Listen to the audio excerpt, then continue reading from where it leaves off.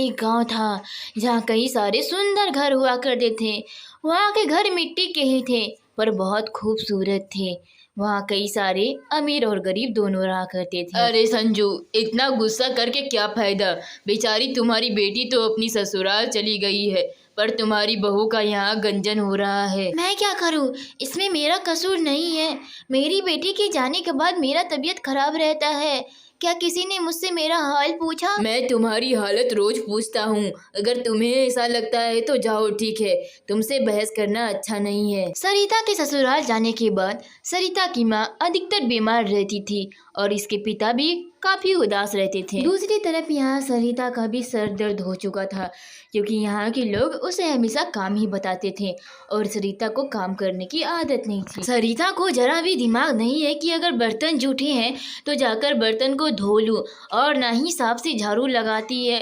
हे भगवान, ये मुझसे कितनी बड़ी गलती हो गई। अब क्या करोगी माँ, तुम्हें रईस घर की बहू चाहिए थी, अब देखो रईस घर की बहू कैसी होती है। मुझसे बहुत बड़ी गलती हो गई जो मैंने शर्मा जी की बेटी से अपनी बेटी की शादी करा दी।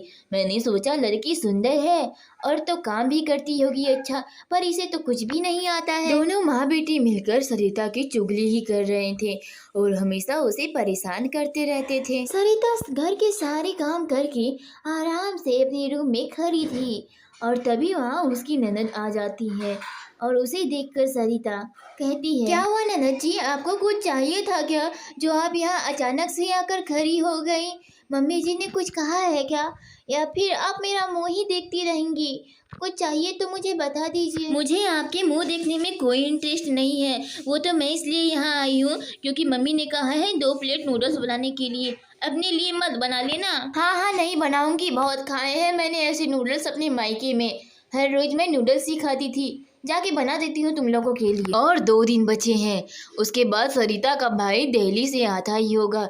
मैं उसे अपनी बेटी के यहाँ भेजूंगी कि वो जाकर सरिता को ले आए। मैंने 2 प्लेट नूडल्स बना दिए हैं पर दोनों प्लेट को एक ही प्लेट में रख दिया है। अभी ही मैंने सारे बर्तन धोए हैं। अरे आलसी भाभी, कभी तो काम करने के बारे में सोचा करो।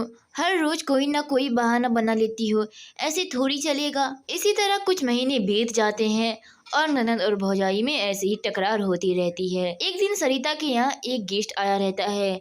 सरिता की सास उसे कहती है कि उसकी ननद के लिए एक लड़का देखे। अम्मा जी, मुझे लड़का देखने में कोई कठिनाई नहीं है, बस कठिनाई इस बात से है कि उसके घर में काम करने वाली नहीं आती है और सारा काम आपकी बेटी को ही करना पड़ेगा। अरे नहीं नहीं सेठ जी, हमारी बेटी घर की सारी काम अकेले नहीं कर पाएगी। हमें यह रिश्ता मंजूर नहीं है, आप इस रिश्ते को कैंसिल कर दें। तो बच्चों, हमें इस कहानी से यह शिक्षा मिलती है कि बेटी हो या बहू, हमें किसी में भेदभाव नहीं करना चाहिए क्योंकि हमारी बहू भी किसी की बेटी है।